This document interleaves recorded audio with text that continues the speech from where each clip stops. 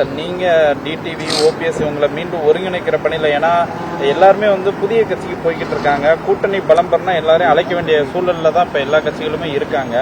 நீங்க திரும்பி மீண்டும் அந்த விரைவான பேச்சுவார்த்தை, கூட்டணி பேச்சுவார்த்தை வந்து ஓபிஎஸ், டிடிவி, சசிகலா அவங்க எல்லாம் ஒருங்கிணைச்சு பாஜக, அதிமுக வலிமையோட அதை கொண்டு வரதுக்கான ஏற்பாடு இருக்கும். அதான் என்னை பொறுத்த மட்டும் திராவிட முன்னேற்ற கழக அரசு ஒரு மக்கள் விரோத அரசா இருக்கு. ஒரு ஆட்சிக்கு வந்த பிறகு ஆன்டி இன்கம்பன்சிங்கிறது யாருக்கு வேணாலும் இருக்கலாம்.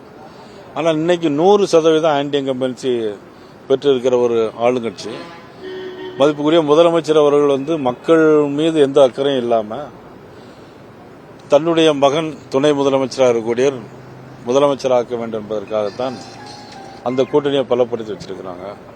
அதனால எங்களுக்கு நம்பிக்கை இருக்கிறது, நிச்சயமா மக்கள் வந்து இந்த தேர்தலில் குடும்ப ஆட்சி வேண்டாம், பாரத பிரதமர் நரேந்திர மோடி அவர்களுடைய கூட்டணி ஏற்படுத்தி இந்த ஆட்சி வரும் அப்படிங்கறதுல நிச்சயமாக உறுதியாக மக்கள் வாக்களிப்பாருங்கிறது நான் நம்புறேன். சார் இன்னொன்னு என்ன சொல்றாங்கன்னா, செங்கோட்டையன் வந்து அவர் பாஜகவோட பேசிக்கிட்டு இருந்தவர், பாஜக தான் தாவேக்காவுக்கு வந்து செங்கோட்டையனை அனுப்பி வச்சிருக்கதாகவும் விமர்சிக்கிறாங்க.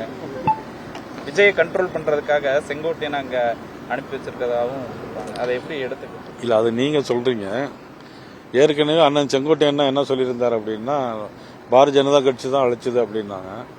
அதுக்கப்புறம் அதே கருத்தை அவரே மாத்தி இன்னைக்கு சொல்லியிருக்கிறாங்க. அதனால எங்களை பொறுத்தவரையில் அப்படி அனுப்பி வைக்க வேண்டிய அளவுக்கு அவர் எங்க கட்சியிலிருந்து போனா நீங்க சொல்றது சரி, அவர் அதிமுக இருந்து போகும்போது அது நீங்க சொல்றது அப்படி சரியா இருக்க முடியும்.